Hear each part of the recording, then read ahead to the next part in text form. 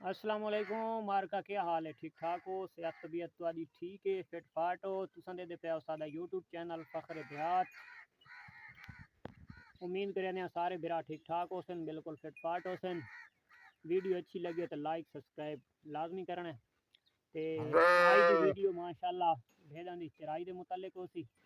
तां इन्हां नूं हुण भुख लगी हुई है इन्हां दा शोर तुसां सुनदे पे हो शोर करनियां पईयां बावां लगी हुई है तो इन्हां नूं इंशाल्लाह खड़ेने चराई वास्ते मारका माशाल्लाह जेड़ा ना भेड़ां कट गिदियां ये हुण अपने घर कोलों लैन च लग गईयां ते इन्हां दा सिक्योरिटी गार्ड ये वदा है ये कहंदा सिक्योरिटी गार्ड है जी ये भेड़ां दा सिक्योरिटी गार्ड है तो माशाल्लाह चराई वास्ते वेंदे पे जी ते असीं हुण पहुंच गए उत्थे जिथे भेड़ां चरावणियां ते ये माशाल्लाह तुसीं चेक करगे ना भेड़ां चरदियां ये कोई ज़्यादा सब्ज़ चारा वगैरह नहीं है हल वाए हुए पहले इतने जनाब वो मूंगी आई दाल मूंग जिसनों आदन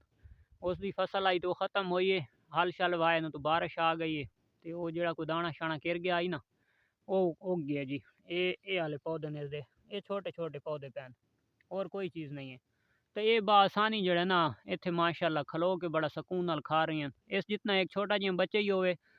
तो इन्हां दी इन चराई करवा सकता है तो ये घर दी जी बड़ी आसानी नाल पालियां वाई सकदियां ते 1 घंटा 2 घंटे एक दिन दे विच ना सुबह शाम 1 घंटा इन्हां अगर फिराया टुराया वञे तो इन्हां दी सेहत भी अच्छी रहिंदी है तो उस तो इलावा ये ग्रोथ भी अच्छी करदियां ते बीमारियां तो महफूज रहंदियां क्योंकि दुनिया जहान दा हर चीज़ दा इन्हां सब्ज़ ही खावणे खुश्क चारा भी खावणे तां जेड़ा वेला बंदा है तो उस वास्ते तो सारे काम मुश्किल हैं ते अगर जेड़ा काम वाला बंदा है ना तो सब तो जेड़ा आसान गोट फार्मिंग है ना जी तो फार्मिंग है शीप दी है भेड़ दी है ये काम आसान भी बड़ा है ते ये पेट भी जल्दी भर जानियां इन्हां दे च प्रॉफिट भी बहुत ज़्यादा है बकरी तो इन्हां दे विच प्रॉफिट ज़्यादा है इस वजह तो ज़्यादा है कि उका कम ही सूए देण ना तो तकरीबन 15 तो 16 महीनों दे च इन्हां 2 दफ़ा सू जाना है एक भेड़ ने ते दूसरे नंबर ते जेह्ड़ियां बीमारियां दी मुतलक है ते बीमारी भी बकरी दी निस्बत भेड़ दे विच बहुत कम है ये सख्त जान वाला जानवर है बकरी तो ना ये ज़्यादा सख्त हार्ड है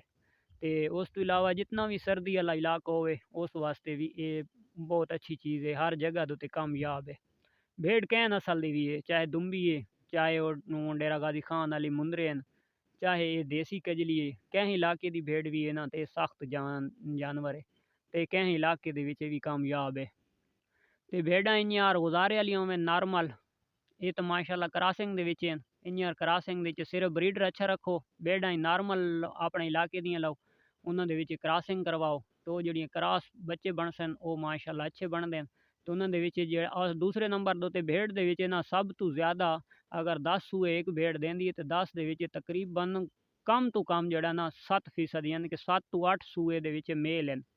कोई 2-3 सूआं दे विच मादियां देसी ते देसी नहीं तो ज़्यादातर मेल देंदी है ते मेल जेह्ड़ा होंदा है ना भेड़ दा उसदी प्राइस ज़्यादा होंदी है छोटे बच्चे दी ओह् नॉर्मल जी आला ही होवे ना बिल्कुल किसी हिसाब दा ही ना होवे ना तो वत भी जेह्ड़ा ना डेढ़ एक महीने दा 2 महीने दा 20,000 रुपए दा बासानी सेल हो वैंदा है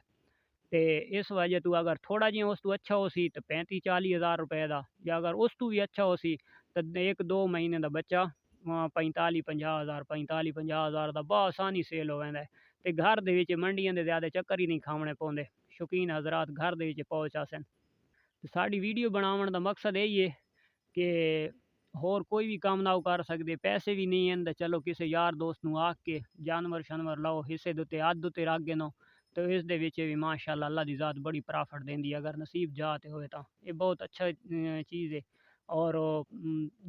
1 घंटा सुबह ते 1 घंटा शाम 2 घंटे इन्हां नूं टाइम देओ ना पूरे दिन दे विच ते होर सारा दिन अपना काम ही करो ते वत भी माशाल्लाह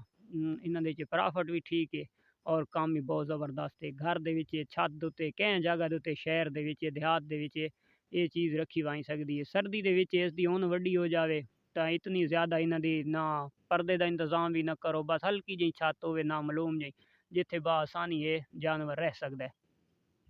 तो जी बकरी है, बकरी वास्ते जनाब सर्दियों के कोई हीटर का इंतजाम कर रहा है, कोई जनाब परदे ला रहा है, कोई के कर रहा है, कोई के कर रहा है। तो भेड़ वास्ते कोई परदे शरदे लाने की जरूरत नहीं, जितनी भी ठंड है खैर है, कोई मसला नहीं, भेड़ न कोई ठंड नहीं लगती।